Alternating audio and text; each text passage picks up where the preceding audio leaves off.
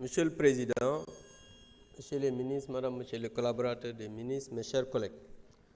Monsieur le Président, je voudrais poser cette question préalable tendant à ne pas délibérer en m'appuyant d'abord sur la soi-disant dette cachée et la transparence. Premièrement, sur la soi-disant dette cachée, il est indispensable de revenir aux documents qui fondent cette notion et qui jusqu'ici n'ont jamais été communiqués de manière complète à la représentation nationale.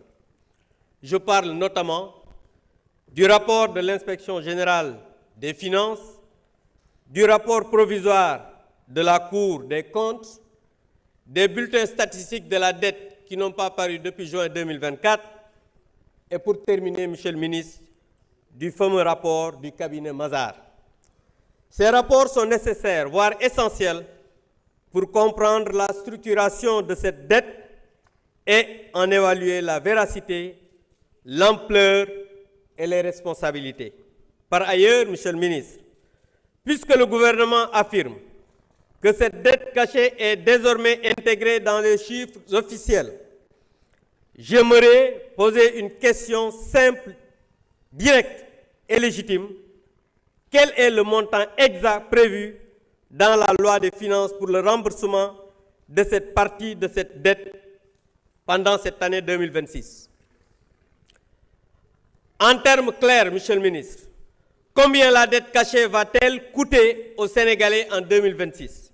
D'autant que, selon vos propres déclarations, cette dette serait la cause principale de toutes les difficultés économiques auxquelles le pays fait face. La transparence devient donc une exigence incontournable. Deuxièmement, Monsieur le ministre, je propose qu'on ne puisse pas délibérer, puisque la loi portant système de planification nationale et la légalité des actes budgétaires. Cette loi des finances repose juridiquement sur la loi portant système de planification nationale. Or, cette loi, c'est-à-dire la loi de 2029, aujourd'hui, soit caduque ou bien soit clairement violée dans son application. Dès lors, Monsieur le ministre, une question fondamentale se pose.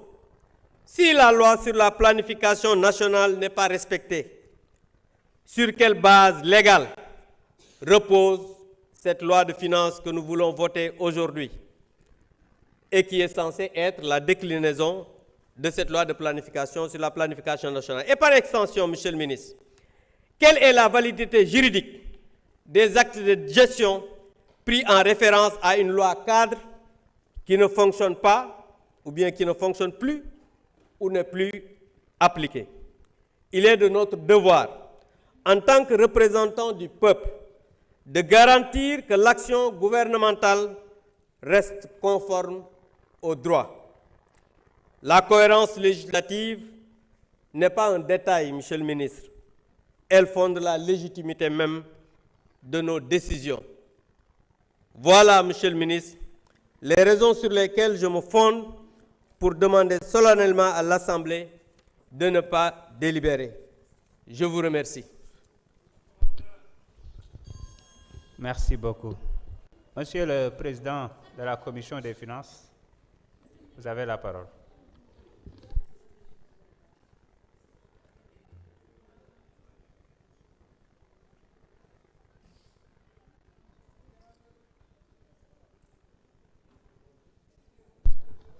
La carte n'est pas insérée.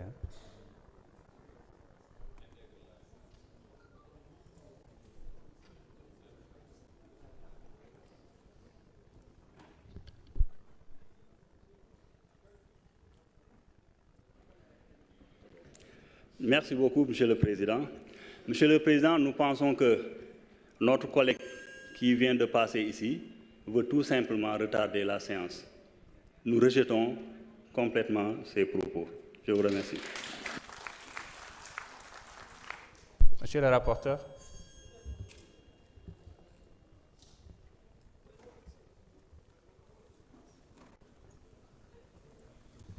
Merci beaucoup, Monsieur le Président.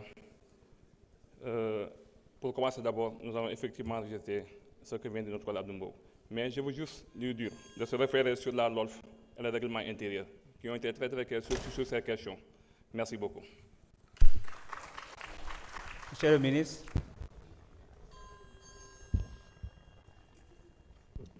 Monsieur le Président de l'Assemblée nationale, Mesdames, Messieurs, honorables députés, je pense qu'il n'y a pas de quoi fouetter un chat.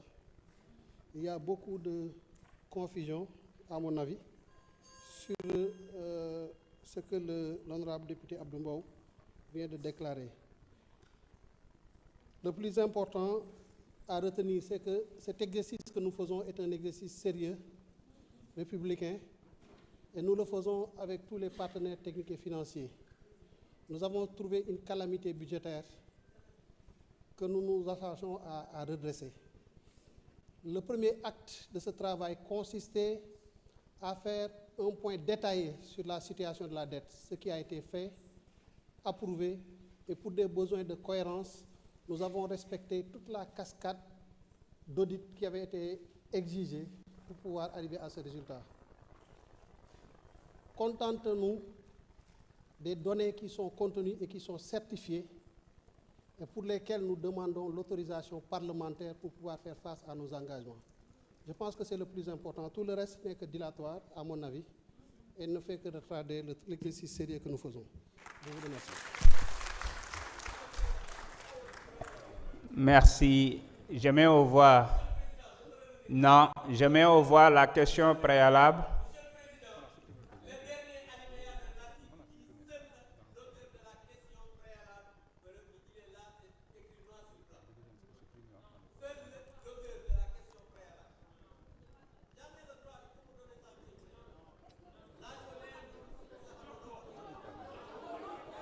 Allez-y.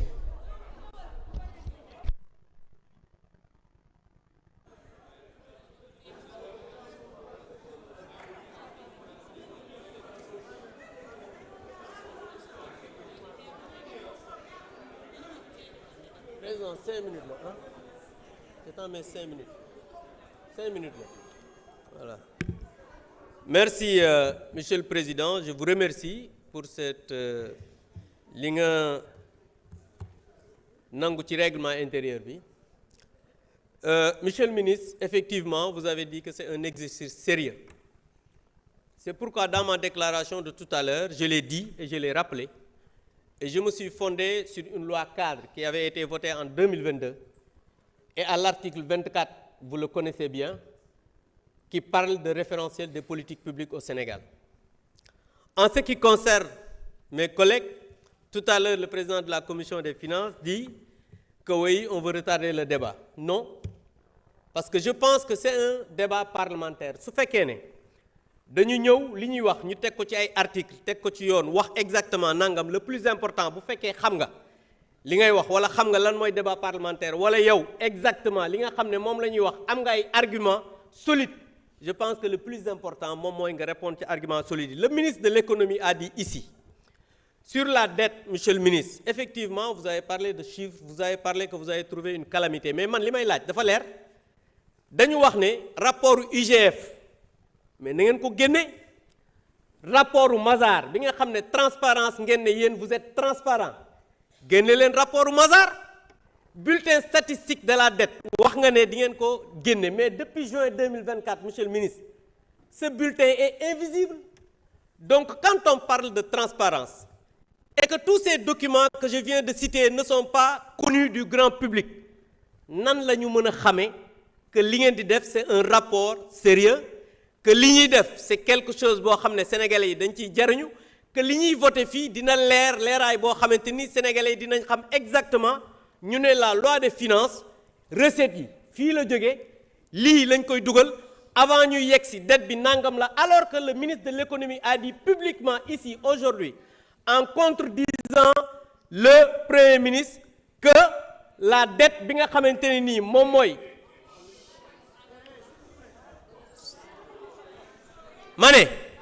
le ministre de l'économie a contredit ici le Premier ministre Ousmane Sonko ne li nga xam ne moom mooy dette bi nga xam ne moom la ñuy wax effectivement xam nañu lan la, mais la dette là n'avait pas fait l'autorisation de l'Assemblée nationale mais Assemblée nationale nan lay autoriser dettu société boo xamante ni nii ñëwagul parce que bu fekkee ne dañuy autoriser c'est parce que dañuy am ay engagement yoo xam ne dafay nekk dans la loi de finances initiale mais une dette contingente plus une dette centrale bi nga xamante ni nii ñun ñëpp xam nañ lan la les sociétés ñu ne ñi ngi doon fay dette boobu mais l'État a garanti mais l'État buy garantir seulement su fekkee défaut de paiement lay l'État di intervenir monsieur le ministre xam nga loolu parce que quand on dit que la loi de finances initiale lii la joxe comme autorisation d'engagement ñu ne les sociétés comme ay Sénélec wala AIBD